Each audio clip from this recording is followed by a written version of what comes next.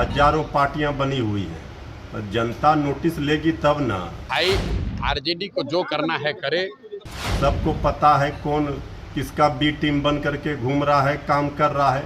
हमारी लड़ाई आरजेडी से है ही नहीं। ये चाहे लाख शोर मचा लें, लाख सम्मेलन कर रहे हैं, आरजेडी तुरंत 3 महीना 13 में आरजेडी को कौन पूछ रहा है। नमस्कार, हमारा नाम है समरीन और आपने देखना शुरू कर दिया है लाइव सिटीज। देखिए, आपको मालूम है कि आज 1 सितंबर है और आज पटना के बापू सभागार में जनसुराज का बड़ा कार्यक्रम भी हुआ था। आपने देखा था कि प्रशांत किशोर के एक बुलावे पर बापू सभागार में इकट्ठा हो गए थे कई सारे मुसलमानों ने वहां पहुंचकर क्या कुछ कहा है वो भी आपने देखा है। देखिए, आपको बता दें कि इसको लेकर महागठबंधन के नेताओं की भी प्रक्रिया आई है। जैसे ही उनको पता चला कि 1 तारीख को प्रशांत किशोर अल्पसंख्यक समाज के लोगों के साथ बड़ा कार्यक्रम करने जा रहे हैं, वैसे ही हंगामा मच गया था। क्या कुछ कह रहे हैं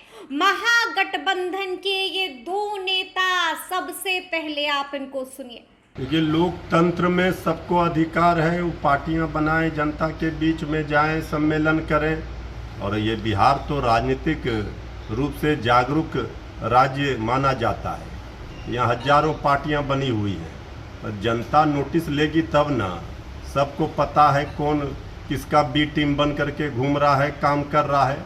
हमारे अल्पसंख्यक भाइयों को ये अच्छी तरह से पता है कि ये बीजेपी की बी टीम बन करके घूम रहे हैं, तो इससे कोई फ़ायदा होने वाला नहीं है। ये चाहे लाख शोर मचा लें, लाख सम्मेलन कर रहे हैं, ये मीडिया की सुर्खियों में बने रहने के लिए अनाप शनाप बयान दे दें, इससे कोई फ़ायदा होने वाला नहीं है। जनता का आशीर्वाद श्री तेजस्वी यादव जी को ही मिलना है, ये तय। देखिए, लोकतंत्र में चुनाव लड़ने का सबको अधिकार है। 2011 में वो किसको मुख्यमंत्री बना रहे थे गुजरात में, ये सारी हिंदुस्तान की आवाम को पता है। और अभी जो लोकसभा चुनाव हुआ उससे पहले वो भाजपा को 300 सीट जितवा रहे थे। 300 आएगा, 300 पार, 300 पार, 300 पार भाजपा को दे रहे थे। भाजपा को कितना सीट हुआ, कैसे औंधो मुंह गिरी बीजेपी, वो भी हिंदुस्तान के आवाम को पता है। तो बिहार के लोग जागरूक है, बिहार के लोग को पता है कि क्या अच्छा है क्या बुरा है, तो उसके लिए घबराने की बात नहीं है। हमारे अल्पसंख्यक भाई, मुसलमान भाई को भी पता है कि कौन उनका अच्छा कर सकता है, कौन उनका बुरा कर सकता है। ये सारे लोग जान चुके हैं कि भारतीय जनता पार्टी की बी टीम है जनसुराज। तो सुना आपने क्या कुछ कहा है इन दोनों नेताओं ने, क्या कुछ कह रहे हैं राजद प्रवक्ता मृत्युंजय तिवारी, वो भी आपने सुना। और आपने ये भी सुना कि वीआईपी के राष्ट्रीय प्रवक्ता देवज्योति ने क्या कुछ कहा है। यानी कि हंगामा तो गुरु मच गया है। आपने देखा कि जैसे ही कार्यक्रम का समापन हुआ, बाहर निकले प्रशांत किशोर भी और प्रशांत किशोर ने भी बड़ी बात कह दी है। मीडिया वालों ने प्रशांत किशोर से कई तरह का सवाल पूछा और सबके सामने प्रशांत किशोर ने भी राजद को खुला चैलेंज दे दिया, खुली चुनौती दे दी। क्या कुछ कहा है गुस्से में प्रशांत किशोर ने। सबसे पहले आप प्रशांत किशोर को सुनिए। दोषी अपने आप को मानो। अच्छा, एक सवाल ये है सर, आप बताइए कि आप बताइए कि जो जदयू में जो भी मुसलमान नेता आज खड़ा है वो किस आधार पर खड़ा है, किस आधार पर खड़ा है।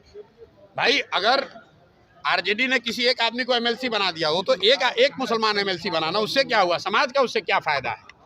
क्यों मुसलमान समाज सो कॉल्ड जो फातमी है उनकी बात सुने, क्योंकि उनको टिकट दिया। फातमी साहब को आरजेडी ने टिकट दे दिया तो वो 2.5 करोड़ के मुसलमानों के नेता हो गए। समाज के लिए फातमी साहब एक शब्द भी मुंह खोल रहे हैं। सिद्दीकी साहब एमएलसी बन गए, एमएलसी बनने के लिए पूरे समाज को बेच दिया। अब समाज के साथ जो नाइंसाफी हो रही है वो नहीं दिख रही है। एमएलसी बना दीजिए, एमपी का टिकट दे दीजिए, और समाज की नाइंसाफी आपको नहीं दिख रही है। आप जेडीयू में रह चुके हैं, दल वाले ये कह रहे हैं कि आप भी टीम के हैं। भैया, आप पत्रकार हैं, रोज आप यहाँ आते हैं, ए टीम वाले कौन है, बी टीम वाले कौन है, यहाँ की भीड़ बता रही है, आप देख लीजिए। जेडीयू में 2 डेवलपमेंट हुआ है, श्याम रजक ने दी, त्यागी ने देखिए वक्त अमेंडमेंट बिल में ये दिखाता है कि जब तक मुसलमानों की या फॉर दैट मैटर किसी भी समाज की राजनीति में भागीदारी नहीं होगी। एक मिनट रुको भाई, काहे घबरा रहे हो? जब तक राजनीति में आपकी भागीदारी नहीं होगी तब तक आप ये संभव है कि आपके समाज या आपके खिलाफ भी कोई कानून बन जाए और आप उसको रोक नहीं पाएंगे। वक्फ बोर्ड में का जो कानून अभी आया, भी कानून बना नहीं है, सरकार देश में कोशिश कर रही है, अभी तो उस पर डिस्कशन चल रहा है, लेकिन उसके पक्ष में किसने वोट दिया? नीतीश कुमार ने। यही नीतीश कुमार कल फिर आकर गठबंधन में शामिल हो जाएंगे, महागठबंधन में, और मुसलमानों को टोपी पहनाएंगे कि हम तुम्हारे नए रहनुमा हैं। इस आदमी ने, जदयू ने, CA NRC में भी ऐसे ही धोखा करके वोट किया था, फिर इंडिया में आकर मुसलमानों को बेवकूफ़ बना रहे थे कि भैया हम तुम्हारे साथ हैं। मैं आपको बता रहा हूँ, जितने मुस्लिम नेता, जो मुस्लिम समाज के लोग आज जदयू के साथ हैं, कम से कम ये वक्फ बोर्ड का निर्णय आने के बाद, जबकि जदयू के सांसद और इनके लोग खुलेआम लोकसभा में इसके पक्ष में खड़े थे, कम से कम अभी तो अपना पद छोड़ो। लेकिन MLC बनने के लिए, मदरसा में डोनेशन के लिए, सरकारी मदद के लिए, बोर्ड में चेयरमैन बनने के लिए अगर आप अपने कौम को बेच रहे हो तो लालू, नीतीश और प्रशांत किशोर को दोष मत दो, दोषी अपने आप को मानो। अच्छा, एक सवाल ये है सर, कम से कम 40 विधानसभा सीटों पर मुसलमान समाज के काबिल लोगों को चुनाव लड़ाने का ऐलान पहले से किया गया है, और ये जो जनसुराज में पहले से अन्य वर्गों के लिए बात कही गई है उसके अनुरूप है, ये कोई अलग नहीं है। दूसरी बात जो मैंने कही RJD वाली, RJD के लोग जो पिछले 30 वर्ष से मुसलमानों के रहनुमा होने का दावा कर रहे हैं, मैंने उनको आज इस सभा और इस मंच के जरिए ये चुनौती दी, और आपके जरिए भी कह रहा हूँ, अगर वो ये कह रहे हैं कि भाई जनसुराज के लोग आएंगे, वो मुसलमान अगर उनको वोट देगा तो वोट बटेगा, तो मैं उनको कह रहा हूं कि जहां पर भी मुस्लिम उम्मीदवार आपके जीते हुए हैं, आप खड़ा करो मुस्लिम उम्मीदवार, हम वहां मुस्लिम नहीं लड़ाएंगे, हम वहां हिंदू लड़ा लेंगे, कोई बात नहीं है।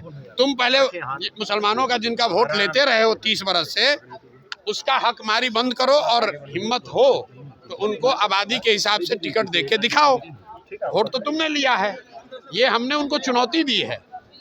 अगर वो स्वीकार कर लें तो बिल्कुल जो मुस्लिम उम्मीदवार को खड़ा करेंगे, हम लोग वहाँ मुस्लिम नहीं लड़ाएंगे।